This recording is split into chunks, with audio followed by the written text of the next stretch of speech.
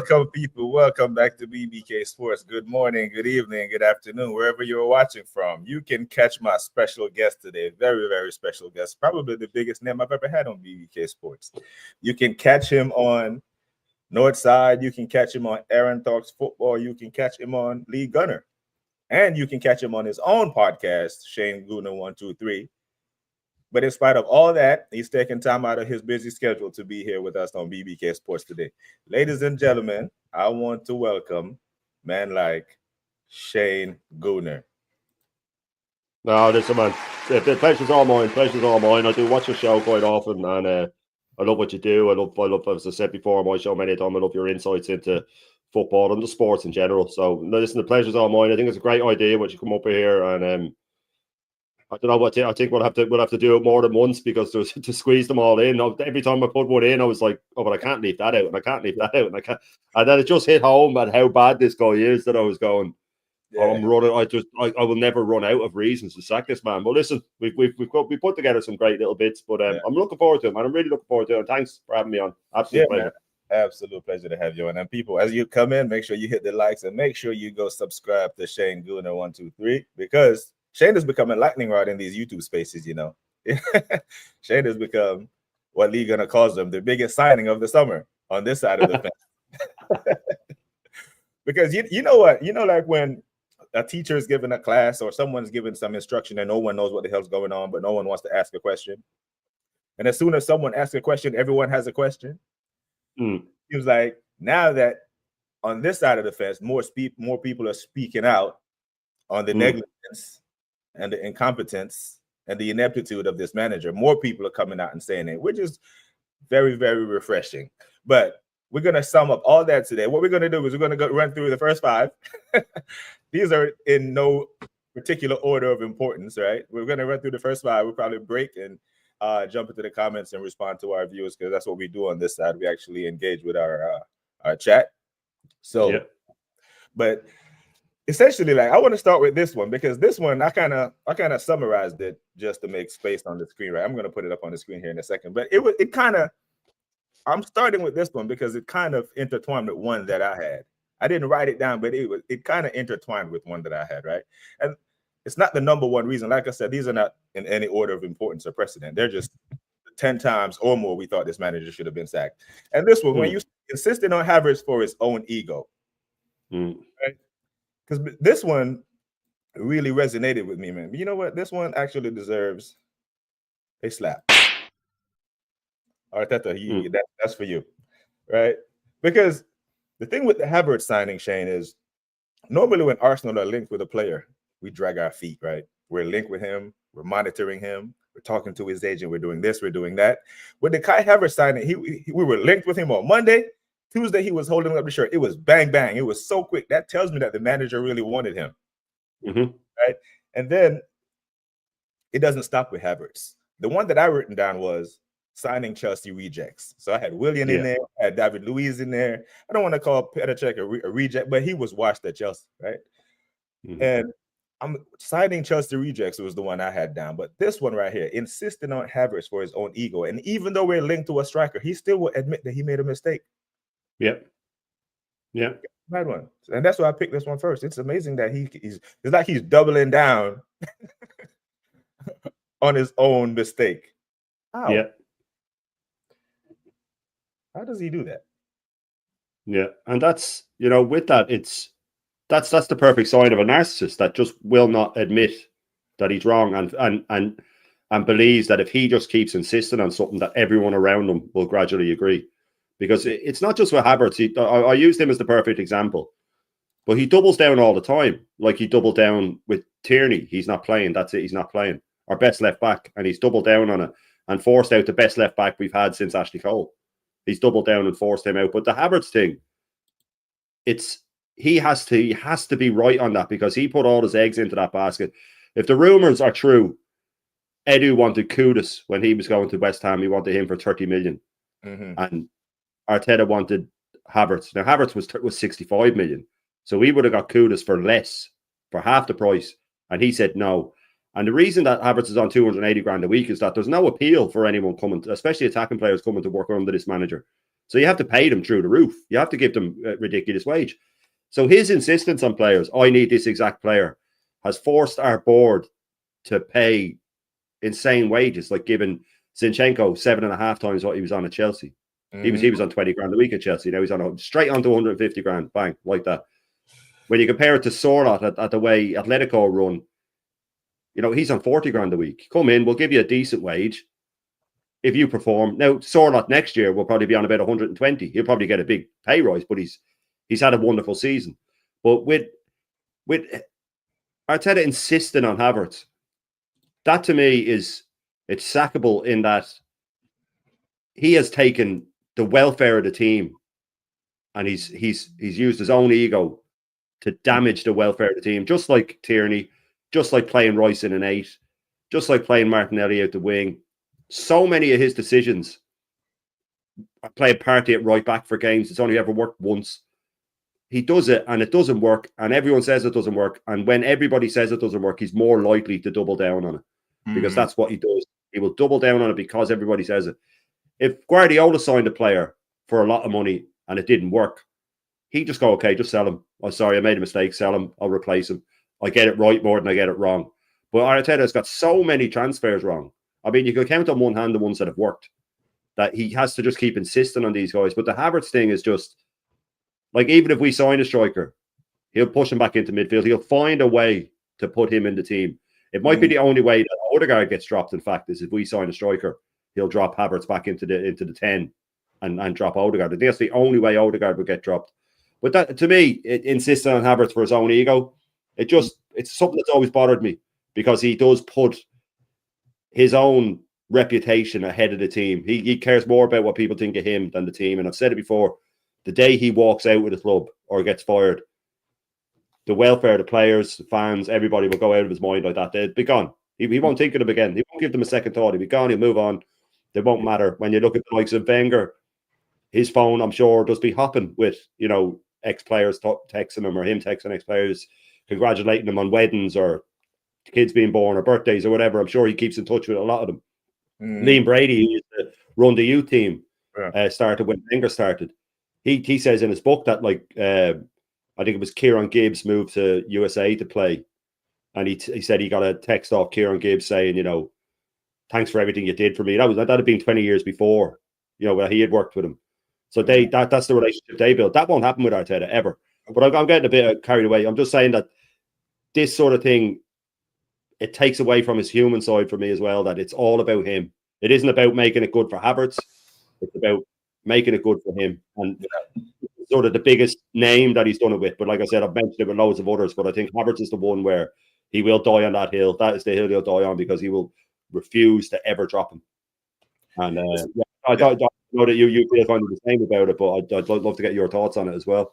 Yeah, it's a huge sticking point, the Havertz thing for me. And there's a game that jumps out immediately in my head, right? The Villa game last year at the Emirates. I remember the game. It burns me deeply to my core, Shane, because we had a fully fit Thomas Partey on the bench, and he decided to put Kai Havertz back into the midfield. And up until that point last year, any game that Thomas Partey, Odegaard, and Declan Rice started in the midfield, we did not lose the game.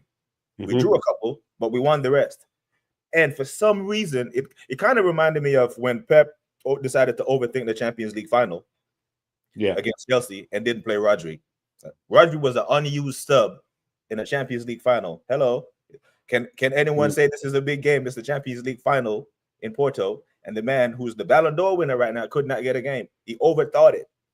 And Arteta did the same thing in putting Havertz back into midfield against techie ballers from Aston Villa who could actually play, and they just played wide around them. We lost the game 2-0 and lost the league title. We win that game, we win the league, and he's getting all the plaudits and all the praise. But that right there was a huge sticking point for me, man. But a lot of people in the comments here are saying that Henry upset a couple of people with the reality of this situation, right? So even Henry, so top gooners are going after Henry now. Is that what we're doing?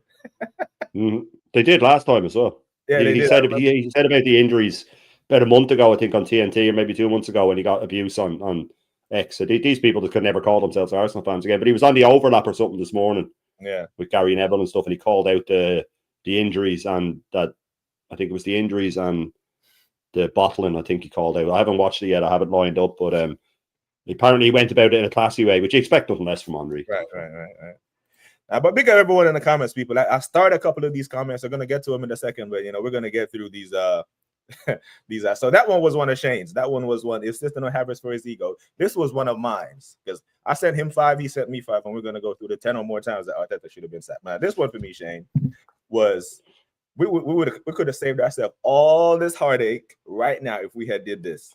If he had been sacked when we finished 8th the second time with no trophies. Yep. Another slap. Mm-hmm. Because the first FA Cup bought you time. Right? We forgot the 8th place finish. When you finished 8th at a big club with no trophy, essentially what he did was took us out of Europe completely.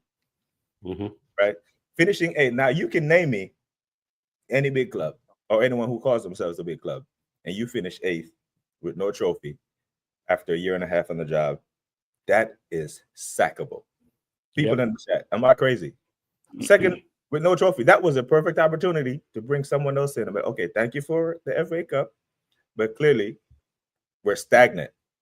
We're not improving league position. We're not improving points wise.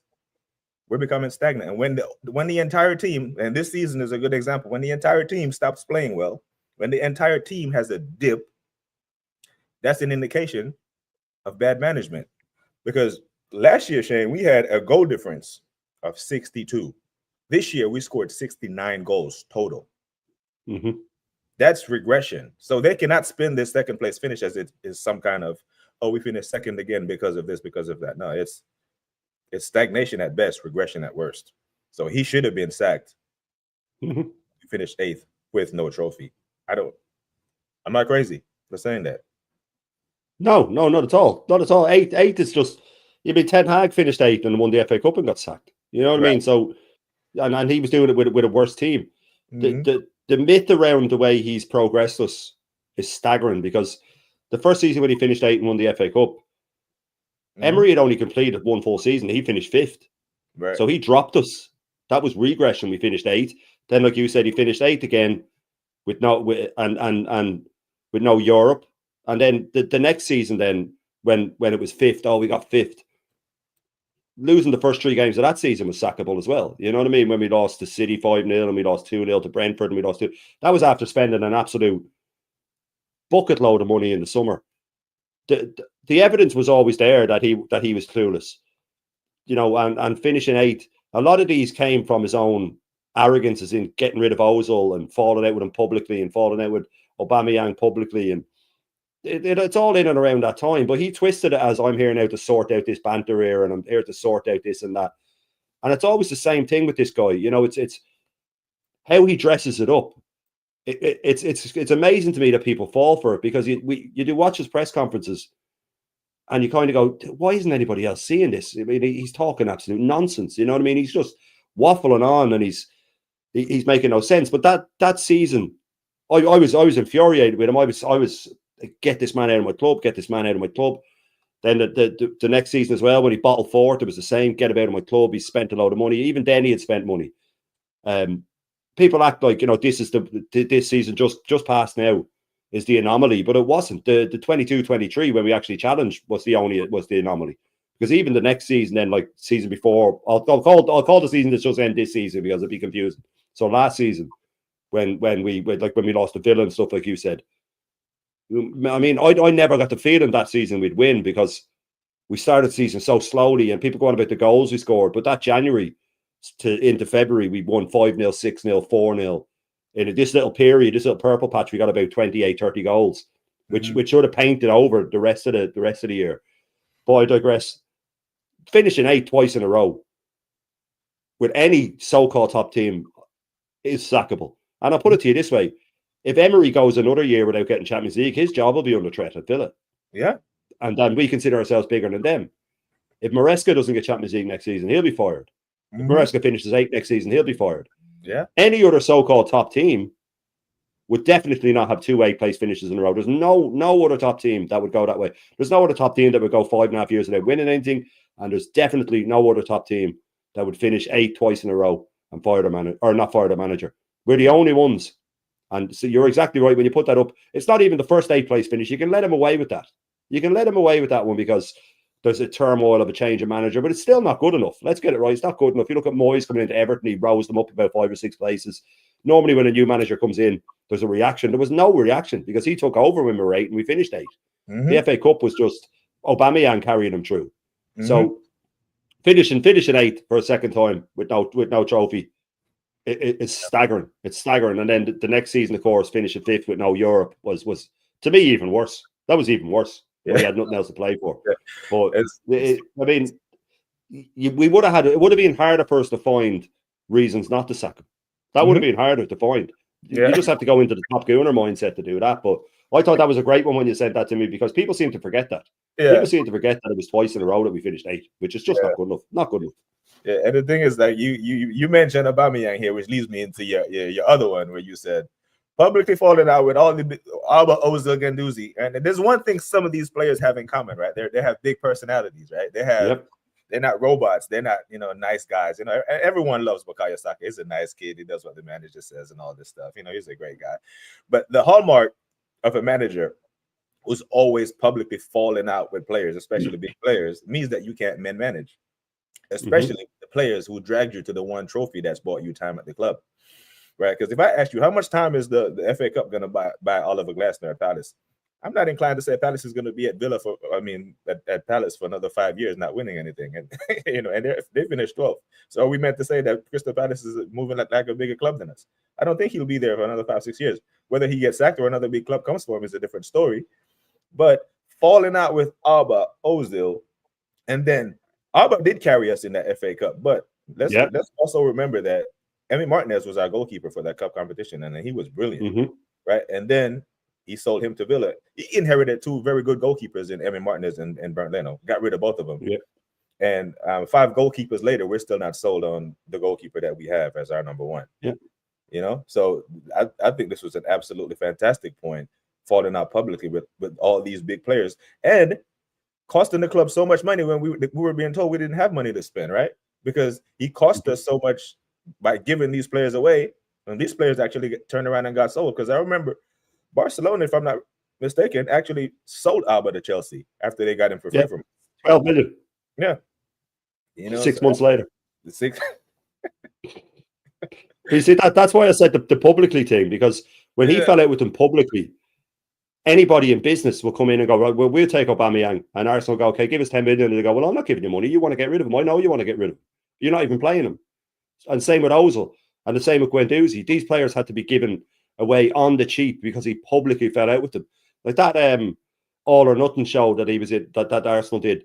That was him in his prime, man. That was him in his prime. I'd say his whole spare time at home was taken up with, how can I make a big show of myself tomorrow? Will I bring in a light bulb? Will I bring in a lemon? Will I bring in, will I play with the speakers? That was all for him. He loves that, man. I've said it before that other managers, Alex Ferguson, Wenger, any manager that you hear about, they say that the most tedious part about, Henry said it especially, the most tedious part about being a manager is all the press conferences. It's just all the same thing. They're Arteta's favourite time of the week, man. I guarantee you they're his favourite time of the week. All those microphones in front of him, all those cameras pointed at him. He loves it. So when he had those cameras on him for that show, he had to show that he's the big man. He had to double down on everything. So when he went public with Aubameyang's not playing, I stripped him of the captaincy. I did this. You can't strip Odegaard of the captaincy amazingly, but he stripped him publicly of the captaincy. He ostracised Ozil. Guendouzi grabbed the Brighton player by the neck. Can't do that. We're Arsenal. A few weeks later, Xhaka does it. Doesn't punish him. Doesn't punish him for the same thing. So if you're going to do it to one, you have to do it to the other. So when he publicly falls out with these players, you lose all of your strength in negotiations. It's gone. You can't sell them for anything. Yeah. So if he had just held his tongue and gone to Edu and said, I don't want Aubameyang playing anymore, but we could say he's injured, something, anything. And then we can say, all right, we want to sell him. You could have got a few quid for him. Instead, we're paying them off and getting nothing for them. So it was, again, it's his ego. It all comes back to his ego. His ego cost us so much money over those transfers. And that's what he does. He doesn't consider the club. He doesn't consider. It's like with Lukonga and all these lads that he just tells the club, I'll just get rid of them. I don't want them anymore. Get rid of them. So that's what he does. And then he just expects them to be replaced. He doesn't know how to play the game, how to how to get money for them, and how to. Granted, if you don't want them anymore, but there's ways to go about it. You don't make it so obvious that you were never playing these guys again. Like Tierney, never playing you again. It was clear that he was never playing that guy again. But these three, for me, that should have been a warning sign. But he twisted the narrative as he always does. He made the narrative look like, I'm here to save Arsenal. Look at this. I'm getting rid of all these troublemakers. Mm-hmm. And he almost even convinced me at times. I thought, okay, right. And it's only when the dust settles and you see that he can't buy strikers because they all have personalities that you go, okay, I know that the day you took that job, it was in your head to get rid of these three because they're strong personalities. That was in your head. And as for Tierney, everybody wanted him as captain, so you didn't want that either, man. You're not having a popular captain. You want a captain that you can control. So that's why I put the publicly thing in it, just because he lost us millions just by his arrogance. His arrogance alone lost us millions on those transfers. Yeah, and you remember there's another one in there. You remember when Pepe got that red card at Leeds and he came out in the press conference and just openly flamed him. And I remember Xhaka got a red card by choking the Burnley player and then he clapped him off the pitch. You remember that was? So Xhaka got sent off 3 or 4 times and he never said a word to him. Yeah, shocking. But yeah, that was I think that was a fantastic one. I had to make sure that one was highlighted, man. But this one is one of mine. This next one is one of mine coming up here. This one right here really irks me, Shane. I was living in Germany at the time. I was excited, right? And you touched on this earlier when you were speaking about his 8th place finish. But when he did this, when he buckled this UCL football in that 2022 season in Tottenham, I was ready for his head. I was another slap that he gets for that. I was so angry with this because you remember we had a guy in our squad named, you know what, I'll save that for the last one. Yeah, I won't give that away right now. But when he did that, right, that was an indicator that he was not an upgrade on Unai Emery for me, because we sacked Unai Emery for the same thing. Yep, finishing 5th, missing out, and it was completely in our hands, and he just made a complete meal of it to Tottenham. And this was the same season that we started 0-3, wasn't it? When we got up to Brentford. Spent 170 million or something in the summer. 170 million, I think it was, in the summer. Yeah, so this one right here, this one we should have rioted. Like this one, if we had cut off the snake's head then we wouldn't have got sucked in the following season. Because the following season is when we went on that title charge. And, we're human beings in it, and we actually had a chance. We had 50 points in 19 games. We were right there in the mix, and we got sucked back in. But I think if we had just made the hard decision right then and there to change, just have a change, a different voice come in. Hey, we believe that you have effectively lost your ability to lead this bunch above the line, and just moved on, because there were other managers who were out there. The manager pool was actually good back then, but we could have gotten. And then we stuck with him, and other managers went here, there, and everywhere at Arsenal, because we were, just stuck in this toxic relationship with Arteta. But I know you remember this one when we threw away Champions League football, and then we gave the club another excuse of, hey, why we can't spend money now because we didn't have Champions League football. Then we went into the Europa League and didn't do anything. Yeah, didn't do a damn thing. But yeah, let me get into some of these comments real quick. We got people. I apologize if I missed some of your comment. I started a few of them that if we have time, we'll come back and get to some of them. But, I want to big up AFC Vigilantes in here. Big up AFC always. Big up Herndon Gooner and all. He's bigging up everyone in the live chat. Oh, my God. We have the first lady of YouTube. Oh, man. Shane, I gotta pause for 1 second. The legend. First lady of YouTube, people. That is Donna Potts. Hope you are well, Mrs. Potts. Big up to you. Community settings. Aubameyang, Pepe maintenance must start in the semifinals in the FA Cup. They were absolutely brilliant. Absolutely brilliant. And they gave him the only FA Cup. And he's just made a mockery of them ever since. Hernan Guna said, hopefully this will be ammunition that Berta can take to the Cronkies and let them finally decide to sack Arteta. Hopefully.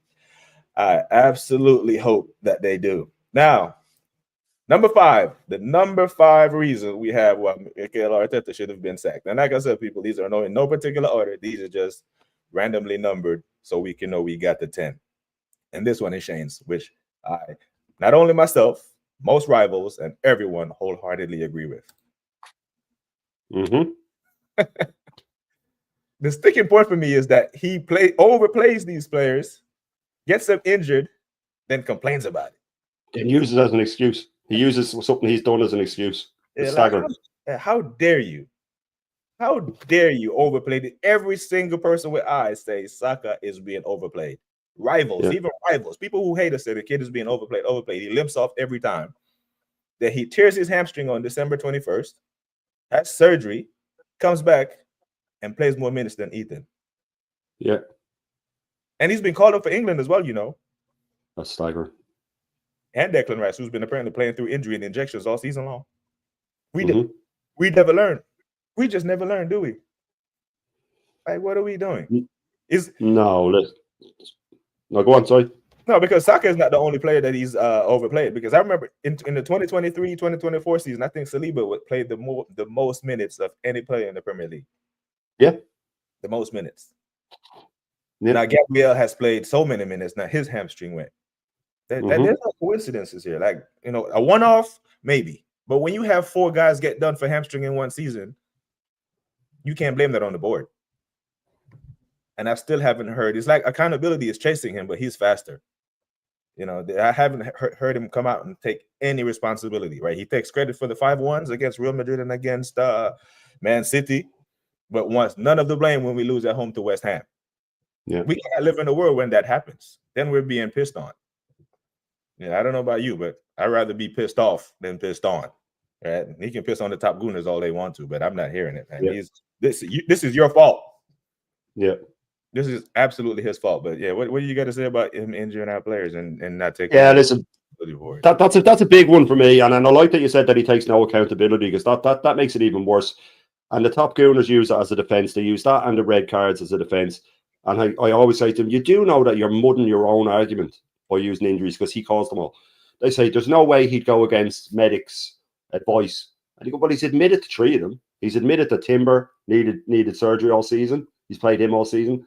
He admitted that Ben White needed surgery at the start of the season. He played him for 3 months. Then later on in the year, he says in the press conference, we haven't had Ben White all season. And everybody just takes that as a given. He played the first 14 games, needing knee surgery. Ben White will never be the same again. I've said that many a time, and I doubled down on it. He will never be the same again. Declan Rice played over Christmas with a broken toe. How can you play football with a broken toe? And let's get it with the hamstring injuries. With Gabriel, Saka, and Havertz, they're grade 3 hamstring injuries. 3% of hamstring injuries are grade 3. That's when the hamstring comes off the bone, man. That is devastating. And 3 of them have been grade 3 hamstring injuries, and 3%. Why isn't he being asked about this? Why isn't there someone in the press box going, listen, you do know that only 3% of hamstring injuries are grade 3. How do you think this is happening? The only injury that he hasn't caused was the Odegaard one, and that's because he was hit playing for Norway. But then he does have to take responsibility that he rushed them back. In fact, he rushed them back so much that after he rushed them back against Chelsea, Odegaard came on, crossed the ball, Trossard scored, and everybody said, oh, Odegaard's back. He went on international with Norway, and they sent him home. They said, you're a bitch, what are you doing here? Go home.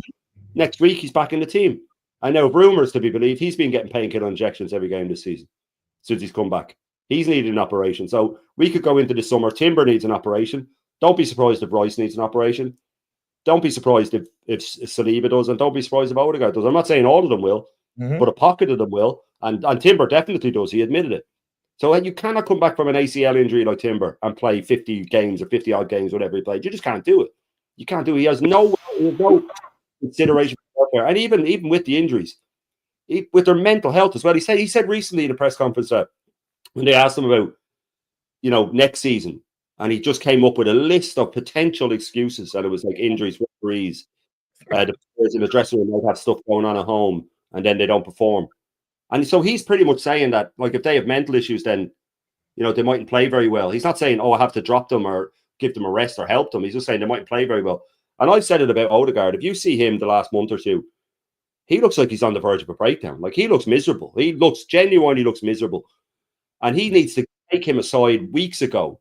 And it's not like he's playing well and he's trying to force him through because we need him. He's playing awful, absolutely awful. Any manager worth of salt would have taken him aside and said, listen, go home, be with your kids, be with your wife. We'll say you're injured. Take a few weeks, go talk to someone. Because it's so me that he's struggling, and he like even if it's not that desperate, he needs to take him out of firing line anyway because everybody's turning on him, right?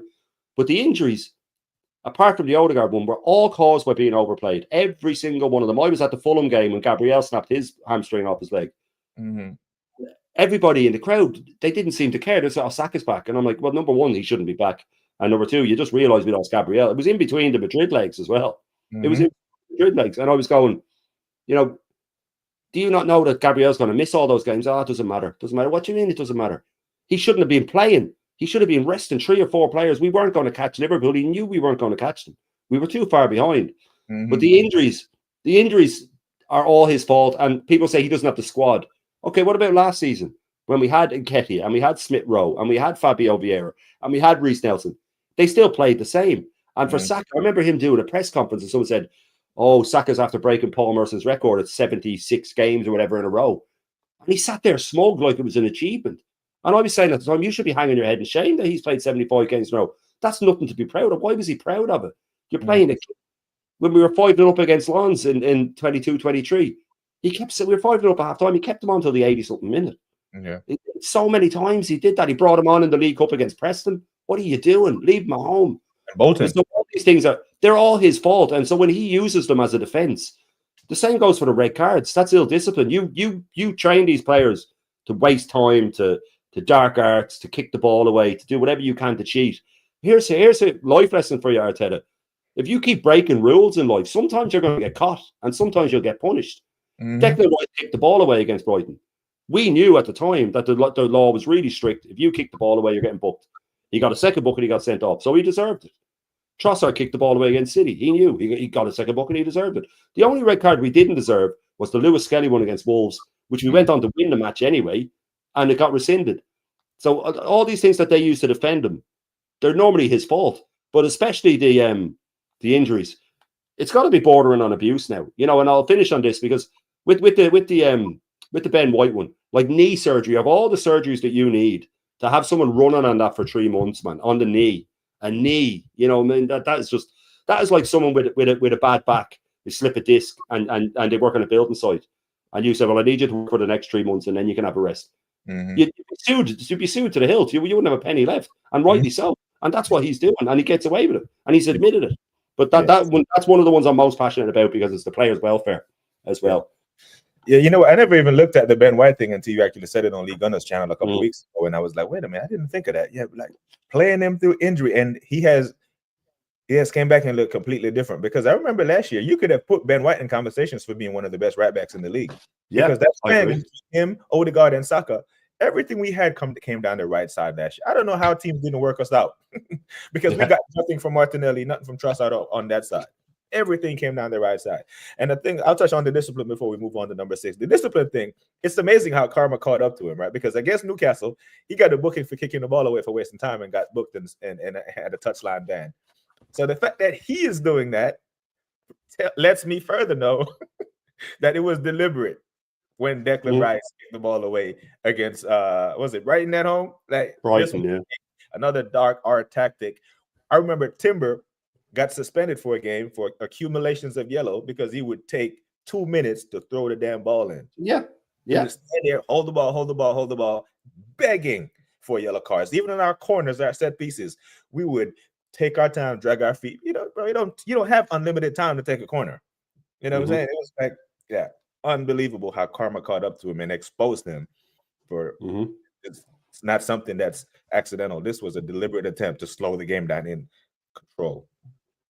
But this next one for me, Shane, really, really close because I wanted us to start winning successive trophies, right? And after we won the 2020 FA Cup, I was actually looking forward to winning another FA Cup so we can put some distance between us and Man United. We got 14, they got 13. But when we went out the FA Cup, Nottingham Forest in 2021, when they were a championship side, let me know, like, this guy is not it. He is not it. Jed Spence made an entire career out of that match against Arsenal. All of a sudden, Jed Spence became a household name because he apparently locked up Martinelli in that game against Forest. This right here, a championship side. it's not like we rotated to the T where we were playing academy kids. We had Ben White on the pitch. We had some of our best players on the pitch, and we went to Nottingham Forest and got put out the FA Cup. When really and truly, this was the only trophy that we could have conceivably won that year. This right here was a sackable offense for me. You do not get put out of cup to a championship side and then finish trophyless. Both those things cannot happen. If you're going to do this, you have to do what Liverpool did against Plymouth Argyle and go on and win the league. Yeah. If you sacrifice a cup to that team, you have to leave with something. So when we got put out that cup, and it was at that moment I knew we were going to finish the season trophyless. I was like, let's rip the Band-Aid off now. Why let us die by 1,000 cuts? Just rip it off now and give another manager a chance. This was a big one for me. I don't know what your thoughts is on this one. No, this is massive because, like you said, the FA Cup is our cup. I think that, you know, unless we're neck and neck in the league, and even then, it doesn't start normally till the third rounds. It's normally December, January. That I'd nearly be resting for the league if you had to pick one, because to go for the FA Cup. But unless you're neck and neck, if you're out of the league or you're a good bit ahead, I'll be resting a couple of players.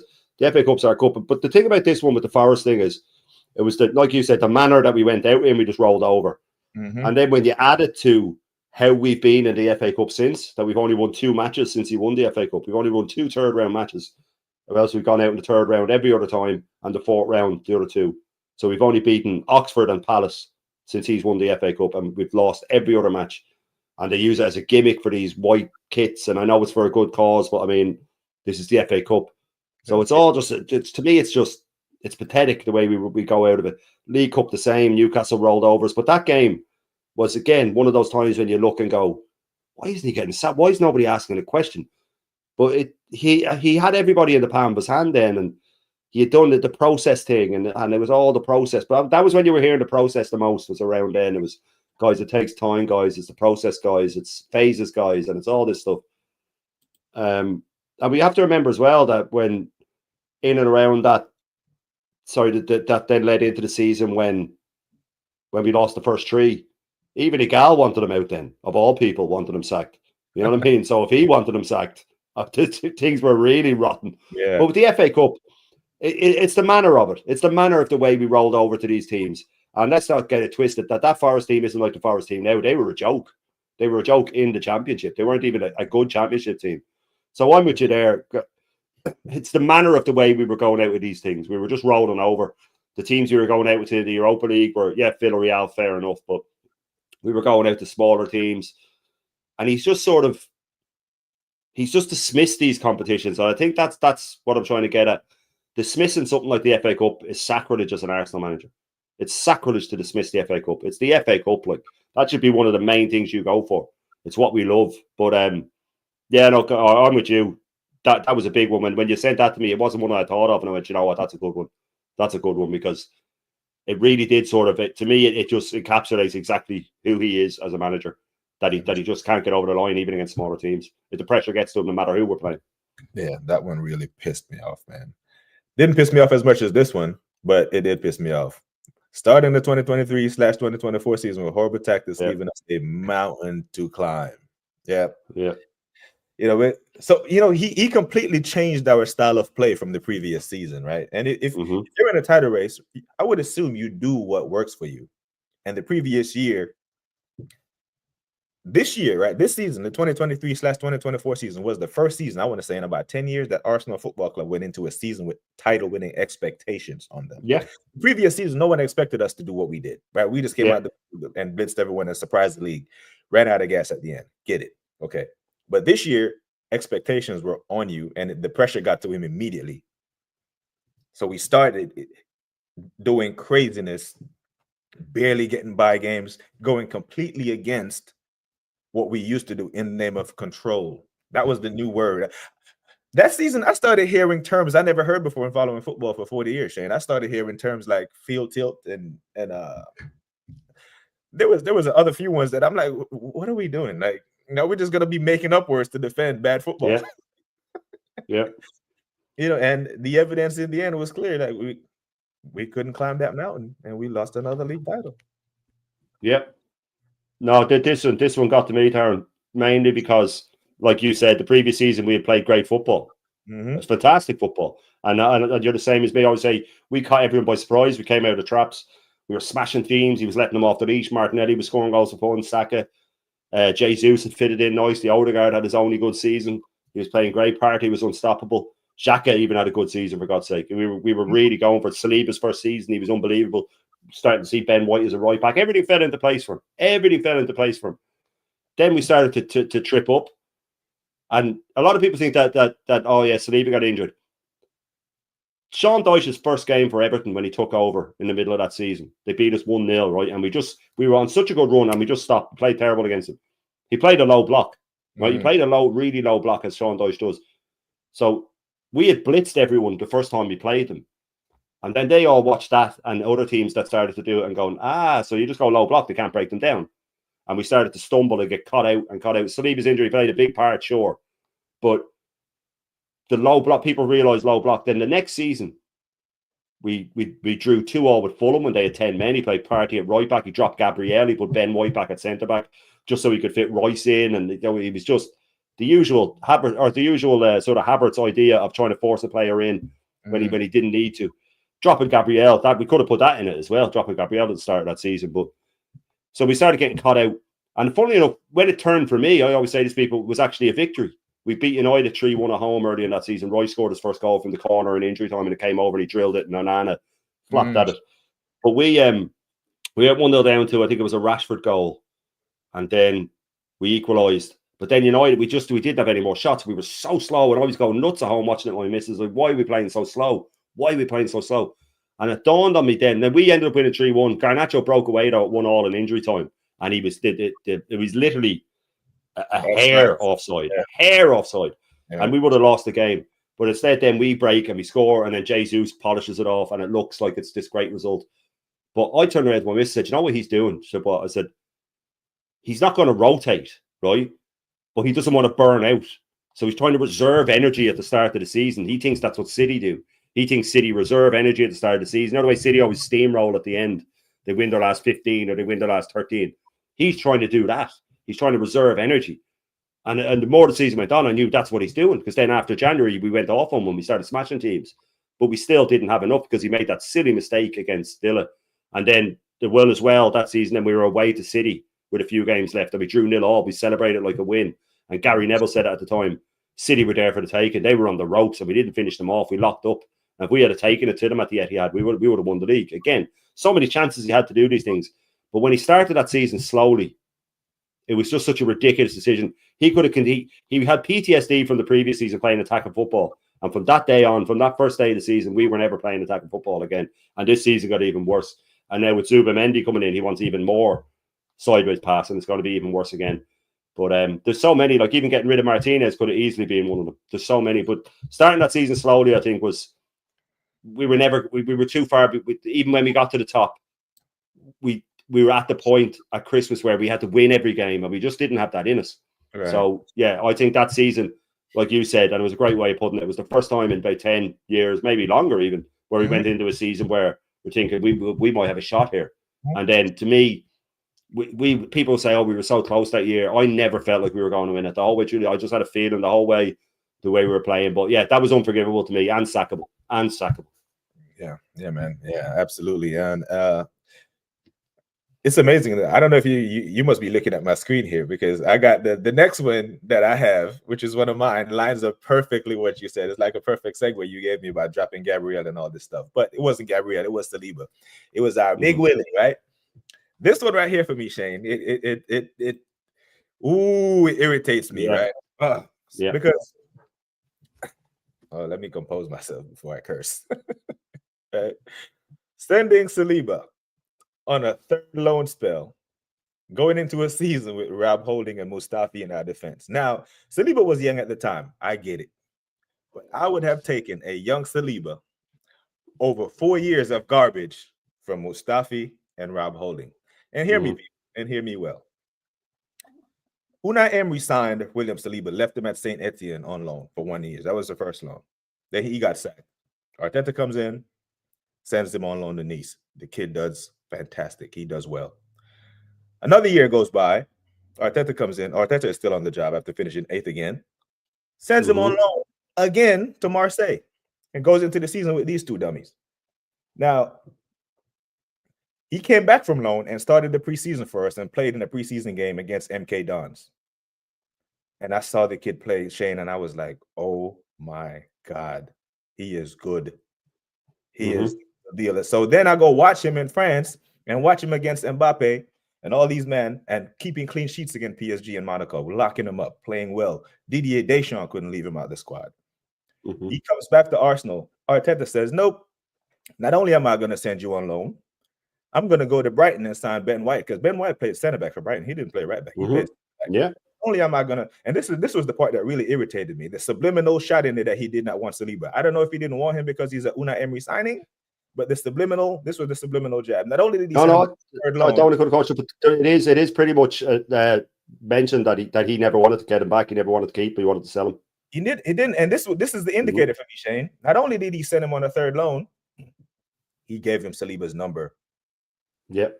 Saliba wore number 4 when he came back to us in that preseason. Then he gave Ben White number 4. But when the kid came back, he was so good. It was like Miles Lewis Kelly. He could not drop him, so he had to force Ben White. He could not play the guy that he bought for 50 million. So he pushes him out wide to play right back, because Tomiyasu was supposed to be your right back. So he had to push Ben White, his signing. Can't waste 50 million. Because at the time, everyone at Arsenal was saying, if you're going to go to Brighton, and buy anyone for 50 million, it has to be Basuma, because our midfield was stinky. So he paid 50 million for Ben White. He had to play him. That's how he ended up at right back. Gave the kid his number, gave the kid's number away, and sent him on a third loan. That right there says, I didn't want him. Your talent ID. So you want to tell me you want Kai Havertz. You see a player in Kai Havertz, but you didn't see a player in Saliba. That right there, your talent ID is in the gutter, and that was a really bad one for me. And Rob Holding, anyone know where Rob Holding is now? He went to Crystal Palace for loan, and Roy Hodgson had one look at him. He played one game for Palace and said, nope, off you go to Sheffield. Sheffield just played in the richest game in football, they call it. Rob Holding couldn't see the pitch. Of course, he's their most senior center back, could not see the pitch, and they lost. Rob Holding, that's what we went into the season with for a title winning charge. That's what we had to go to the Etihad with when Saliba got hurt. He was 4-1. He got a yellow card within 20 minutes trying to guard Haaland. He was 4-1. That's how stinky his talent ID is, where he thought that Rob Holding or Mustafi would be better going into a season with. Now, he wanted to flip it and use PR like, oh, he needed to develop, and I needed to send him on a third loan so the kid was good. He was already playing well in France for Nice. Yeah. Was already brilliant, and Didier Deschamps couldn't leave him out the French squad, and we know that how deep the talent pool in France is, and he had to be there. So this one right here really compounds a completely other. It takes it sackable to a whole nother level with him for me. This one really was, man, the way he did Saliba. It really bothered me. Not gonna lie. Let me get back into some of these comments real quick. I don't even know where I was. Let me see. Mohammed Mohsin says, if you can beat the best of the rest, that's the new catchphrase which fans latch on to. I can't believe he said that. I can't believe Arteta said that. He said that. He said that in the recent interview at the end of the season. Oh, was finishing second important? Oh, well, we always say if you can't be the best, be the best of the rest. Pathetic. A club like Arsenal. That's sackable. Dude, put that in. Put that in next week, man. That's sackable. To be the best of the rest. Come on, man. Imagine. That was the same press conference when he called Arsenal a brand. Oh my God. Not sure if this has been mentioned, but getting rid of Emi Martinez was one of the moves. Yes, we touched on that, man. Yeah, he's been big personality. Big personality. Get out. Question: what would Arteta have won with Diaby? Would have been an interesting to watch. Yeah, Moussa Diaby, very good player. He wouldn't be walking now. Yeah. Yeah, the Etihad 0-0 draw was another proof that the manager was never willing to be elite. Yeah, and Rodri, I think Rodri and Bernardo Silva called it out at the time. They did, yeah. At the end of the season, Rodri said it's up here. That's the difference. They have good players, but we have it up here. If he wants to play inverted fullback, then fair enough. But why he never had a plan B?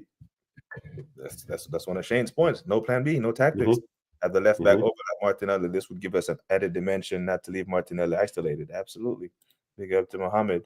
The assembly said this makes perfect sense why he doesn't buy experienced, strong-minded players, as they understand the ramifications of his decision on their careers, especially next year is a World Cup year. So we'll see that with these players, they're not going to be quiet about their minutes. They're not getting the minutes. They're going to make us think about it. He's only about himself, and his nonsense proves it. Absolutely. Absolutely true, says the assembled. So yeah, that's the comment said it before I put it up on the screen. Shane said this: not learning from mistakes, from his mistakes, no plan B, no in-game management. I've challenged people who like Arteta to tell me, and it's a genuine question. I asked this, it's not a gotcha question. Like, please remind me a game where he made a tactical decision that affected the game in a positive way for us. I've seen him lose us games. Yeah, but I struggle to think of games where he made a tactical decision that altered the outcome of a game. I've actually seen managers out-tacticked and out-coached them on many of occasions. I've yet to see him make a tactical adjustment against another manager that I rate. But this was one of yours, man. You can elaborate on it if you want. Yeah, no, look, this is it's quite a known one, but and it's very broad. But you know, people say, oh, the gal said he out-tacticked Ancelotti. No, he didn't. The only time that he smashes teams like City or Lisbon or Real in those games is when he plays a team whose tactics actually suit his plan A. If they come in and change their tactics slightly to nullify his plan A, he's done. He has no plan B. I'm talking about substitutions, in-game management. You only have to look at the amount we've thrown away. If Odegaard doesn't score that goal on the last day of the season against Southampton, we break the all-time Arsenal record for points lost from winning positions. Instead, he just equaled it. So he's smashing records, just like the 101 years without a player getting double figures. First time in 101 years that we haven't had a player get double figures. He's smashing all the wrong records. And he's only ever questioned about it just for a second and then it's gone. That should be a big story. But he has no plan B. He's never had a plan B. Like I said, 22, 23, when he convinced us all, Jesus, baby, he's the right man, was when we just went all out and he let the players play. And then when that faltered at the end of the season, he tried to change things and he's not able to switch it back. He's not able to give players freedom. He micromanages from the sideline, and it'd be different if he knew what he was doing, but he doesn't. He drops players for the wrong reasons. But if he ever gets confused in a match, it's over. Eddie Howe has done it to him so often where he's just changed the tactics up, done him. Any manager surprises him with tactics, done him. You know, it's like when we came up against PSG and me and Views especially had done it before me, where he just picked our first 11 where everybody would play, every single player where they'd play, and that's what we picked. So when Luis Enrique's sitting there training his players for the 2 weeks before the Champions League, he can set up his players in training to go, this is what you're going to come up against. This is exactly what you're going to come up against. And they asked Vitinha on the pitch after the game, what was your pre-match plan? Just stop the ball getting to Saka. That's all he said. Just stop the ball getting to Saka. That's it. That's all we had to do. And that's an injured Saka, I might add. So he's never, ever, you know, when would you ever see Saka and Martinelli switch wings for a while? You know what I mean? Let them switch wings for a while. If Saka could go, all right, we need to get to the byline more instead of cutting in. You know, Havertz is up front, he's tall. Let's switch wings. Arsenal used to do it. Perez used to do it with Ljungberg. They'd switch ever so often. That wasn't even Wenger. He just let them, if they felt it on the pitch. If Perez was looking across at Ljungberg and Ljungberg was having a bit of joy with the right back and Perez go, I think I'll get more joy out of him. He'd just go over and Ljungberg would switch with him. You need to be able to make on-pitch decisions. But because he doesn't let any on-pitch decisions happen, he has no plan really, but especially no plan B. And again, it's one of these things that isn't talked about enough by commentators, is not talked about enough by pundits. If we can all see it, why can't they see it? But he's never had a plan B. And you can see it then against Inter, when Inter decided to lock up against us in the 1-0 win when they beat us. They made about 8 changes before that as well. Let's not forget that. But they knew that if we just crowd the box, they'll just start lumping balls in. And that's all we did. Lump balls in. And it was the same thing over and over again. And like you said, I don't think I've ever watched a match where he's done something and I've gone, oh, I'm so glad he did that. What a decision. But then you look at the ladies in the final, Slagers makes a decision, brings on the 30-year-old and a 29-year-old with experience. 6 minutes later, they link up for the goal. Done. Proper on-field decisions. But plan B, that's what you cannot win a league without having a plan B. You can win a cup. You might fluke through in the cups, but you will not win a league. And we will never win a league with this manager for that reason alone. That's one of the main reasons we will never win a league, because when we come up against smaller teams and they lock up, he has no plan B and we're done. Yeah. So the thing is, whenever he comes out, everyone is healthy, and we come out and we blitz teams, and it's free flowing, and we're up 3-0. It looks great. It looks brilliant. But Mikhail, that's not when you earn your money. You earn your money when stuff is not going wrong. If everything is going well, then I can stand on the sideline, bro. I can do that. Yeah. Right? You're paid to problem solve. Right? Sean Dyche gave you a problem to solve. He gave you 2 bags of 5. Solve it. And I don't want to hear about you can't break down a low block. Manchester City has been facing a low block for 9 years. And they got what? 6 Premier League titles. So they have figured out you can play through a low block. Right? Most teams that Barcelona and Liverpool come up against, they're in the low block. They solve it. They solve that problem. You want to sit at the table with these elite managers because you're getting paid more than all of them. You have to solve those problems. You just have to solve those problems. And one of the reasons why you haven't solved those problems leads us to number 10. Last but definitely not least reason why Arteta should have been sacked. The whole world, the whole football world have eyes. Yeah. Every pundit, every fan, whenever they take the banter away and take the tribalism away, they'll tell you straight up, you cannot win the league. There is a team that can win the league without a striker. We're not that team, right? That team was, Pep playing with a false 9, but they had so many creative players. We cannot do it. We cannot do it. We've proven that we can't do it. But you've had how many transfer windows since Aubameyang? At least 6. Since Alba left, you had at least 6 transfer windows and haven't signed a striker. And the PR that you published after the 2023 season was you had a clear plan. You had a clear plan moving forward, and your clear plan was Kai Havertz. If your clear plan is Kai Havertz, coach, I question your judgment. If you think Kai Havertz was the missing link to close the gap on that Manchester City team, because Manchester City fell off and we still didn't win the league. So what are we meant to do? You not signing a striker is a sackable offense. And the transfer window is essentially open for all intents and purposes to talk to players and all that. And the first player we're linked with to be signed is still not a striker. What are we doing, Arsenal? What are we? An absolute madness. So I don't know, man. Do you think he's gonna go for Sesko or the other guy, Gyökeres? Gyökeres. With this one, and I mean not sign a striker as well. I think it's just perfectly rounded off by him breaking that 101-year record of not having a player hit double figures. See, we can't deny it anymore. I mean, 101-year record. Oh, but injuries. Someone said that to me. Oh, but injuries. I said, so you're telling me we haven't had injuries in 101 years, man? We haven't had injuries in 101 years. We had John Hartson and Chris Kwame up front one season when Ian Wright was injured. So I'm not going to have that you can't get double figures. But no, I think he definitely wants Sesko so he can rotate it with Havertz. He wants Sesko so there's less pressure on him to get goals because he'll say, oh, he's young, he can have an excuse.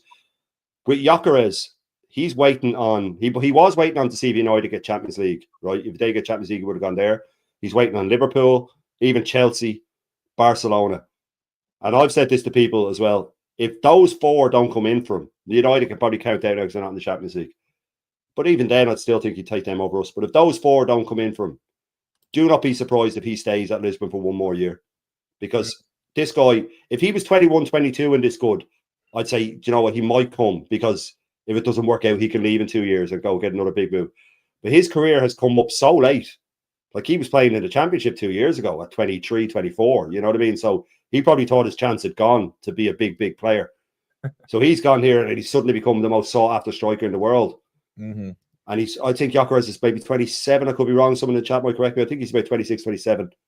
So his big move is this one. This is his big move. And he's getting known now, and as someone who just scores, relentlessly scores. He's not going to go to a club. Like he'll do all his research. He's not going to make a decision like this without doing every bit of research he can do, without getting all his team to check out. And they'll go, well, every forward player snapped their hamstring this year. Every forward player has to spend 80% of the time running backwards. They haven't had a guy score no double figures because of the way they play. It's nothing to do with the quality of player. You could have look at Chris Wood got 20 goals. He's an average striker. Let's get it right. He is an average striker. He got 20 goals, right? Because the team was built to supply him with chances. Every player is taught on that team, hit early crosses, you like early crosses, or hold it when he holds his run, you know to do this. You know what I mean? It's all built. When Gyökeres comes into Arsenal, Arteta will say, this is the run you have to make. This is what I need you to do. Not turn around to the player supplying him and say, when he makes his run, you find him.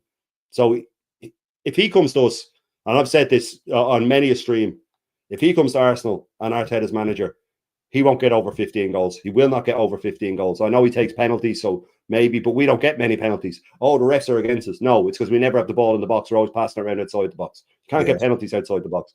But I just think that Gyökeres will either turn us down or just last resort he'll come to us. Maybe last resort he'll come to us. But regardless of if he comes or not, Arteta doesn't want him. Arteta wants Sesko. So I think we would have got Gyökeres if he wanted to come, because Berta's not going to let Arteta get all his players. But I think we'll end up with Sesko. You know what worries me about that? If he wants Sesko and Berta says, no, man, you have shown your ability to sign strikers and it hasn't worked out well, I'm going to get you Gyökeres. And in Arteta's mind, he really wants Sesko and the sporting director gives him Gyökeres. I'm actually worried that he will sabotage him for his own ego. Yeah, no, me too. I'm terrified he will. People think we're crazy when we say that. Yeah, there's no way that'll happen. Trust me. And this guy's petty. Yeah, I think he will sabotage the team for his own ego to say, no, this is the guy that I wanted, and that's the guy you gave me.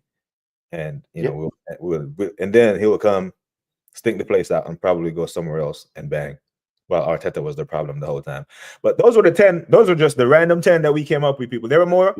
I'll hear them. There's so many more. So many more. So we'll leave it at the 10 for now, so we can briefly touch on some other topics. But Shane, I want to ask you, and big up to the chat. Keep the chats coming. Appreciate you. And make sure you're subscribing to Shane. Make sure you're subscribing to BBK Sports. Make sure you're subscribing to Views on Sport. I think Brother Views is in the chat as well. But Shane, if I ask you, right, who do you think prior to this season or last season, we're going back in time to 2024, and I ask you, who is the better manager, Thomas Tuchel or Vincent Kompany? Oh, Tuchel, of course, yeah. Right.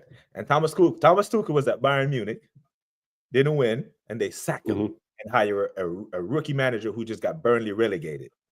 And they hire him, and bang, they win. Right?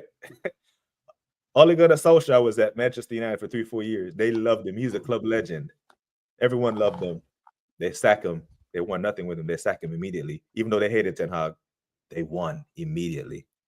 Do you think that the people who support Arteta believe that we have to win with him? Does a world exist where they admit to the fact that, hey, this is as far as he can take us, and we need someone else to move us forward? Yeah.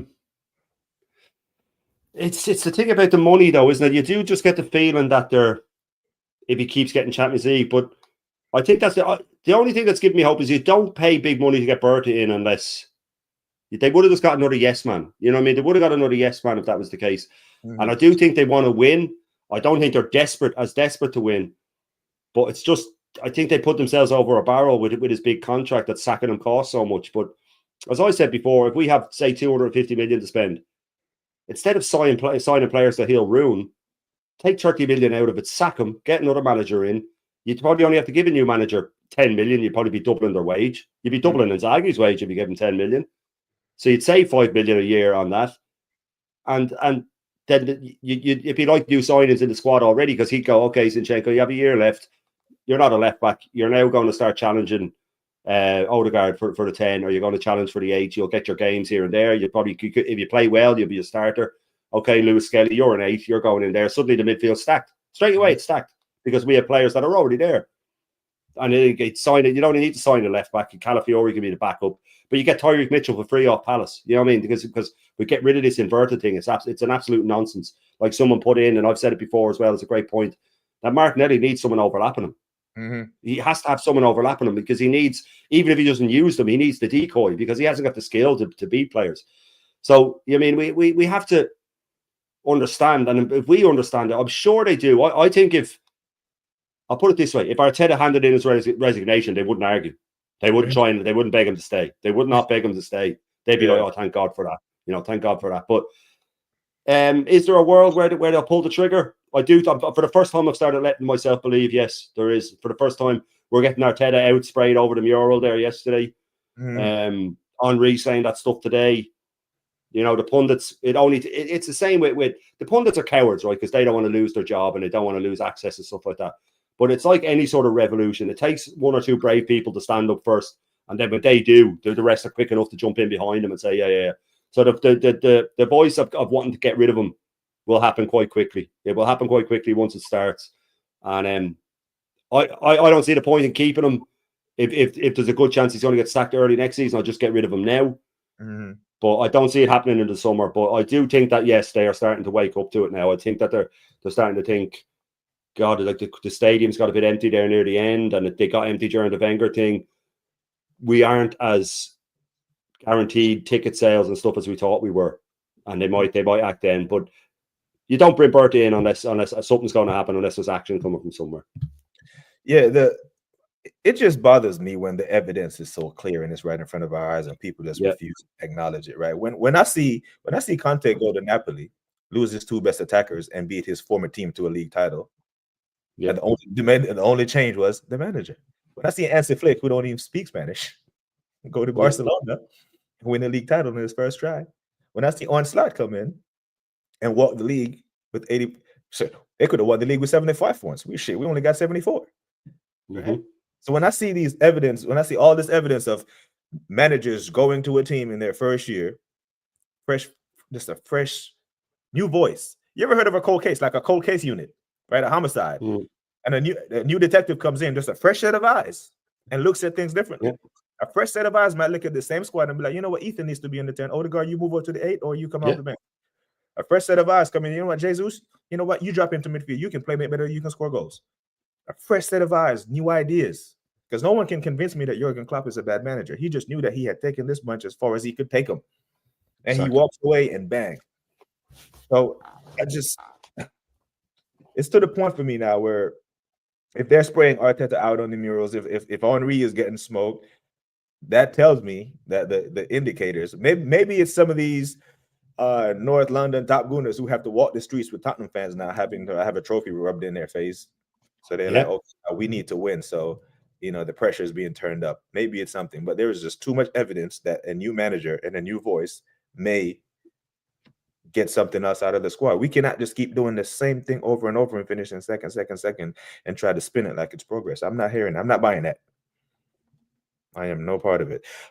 AFC Vigilante said Berta is never seen talking to Arteta and didn't sit near the arrogant narcissistic dictator at the Southampton. He doesn't have time for his BS. Now, like I said on many streams, we will know in about 2 weeks what Berta is on, you know, and I'm very excited to see it.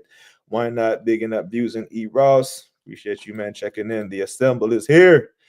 E. Ross, if he addressed sense is what he's been judged by, he should never have gotten the job. Like it's becoming personal with him, you know. Henri speaking the truth. He gets it. He won major trophies at Arsenal. Arteta should have won a trophy in the last 3 seasons, bro. Does he actually believe that he has unlimited time? Because he's not moving like a manager just under pressure to me. When I see him at press, he does not look like a guy who's worried about his job. He doesn't sound like a guy who's worried about his job. He's sitting there at the press conference talking about he's getting goosebumps thinking about what we're going to do. Bro, you've been there for 5 years. We should have got goosebumps 3 years ago. You're just now getting goosebumps after taking us backwards. Because we have gone backwards this season. I don't care what the league table says. We've gone backwards. No one can convince me. What my eyes, you know, your eyes will never lie to you is what they say. What Aaron says, listen with your eyes. So no one can convince me that we're going forward. Get him a job at TK Maxx. But yeah, man, Shane, what else you got coming up today, my bro? I'm on with Jezza at 6 o'clock for the quiz. I'm nervous, man. I'm nervous. My Arsenal knowledge is good, but yeah, I'm up against Kenny Kennan. Like, and as I said, that rumor's been falsely spread by Aaron and by by Lee Gunner that I said I was going to smash Kenny Kane in it. I don't have a hope, man. I just don't want to. I'm going to be Arteta about it. I just want to be best of the rest, guys. I want to be best of the rest, guys. I want to compete, guys. I want to be taken from the banter era. But yeah, I've got Jez at 6, and then obviously the full Irish tomorrow morning. That's every day, guaranteed 10:30, unless obviously something comes up. Me and Views, big up Views, had our first clean through 1-on-1 last night. It went brilliantly. So that's going to be every Tuesday. And then we'll look at doing it more, especially in the summer, if it takes off, because it's a very sort of chat interactive show and doesn't necessarily have to be about Arsenal and stuff like that. And then the Bruised Banana tomorrow night. And yeah, I'll be on streams in and around. I'm sure I'll be on Aaron's on Friday at some point, I'd imagine. And yeah, just keeping busy, man. Keeping busy. But listen, absolute pleasure being on with you, man. Absolute pleasure. I think we have to do some more. We have to get through this again because there's just too many. There's too many, man. We have to cover the whole summer. If we did this once a week, we'd have the whole summer.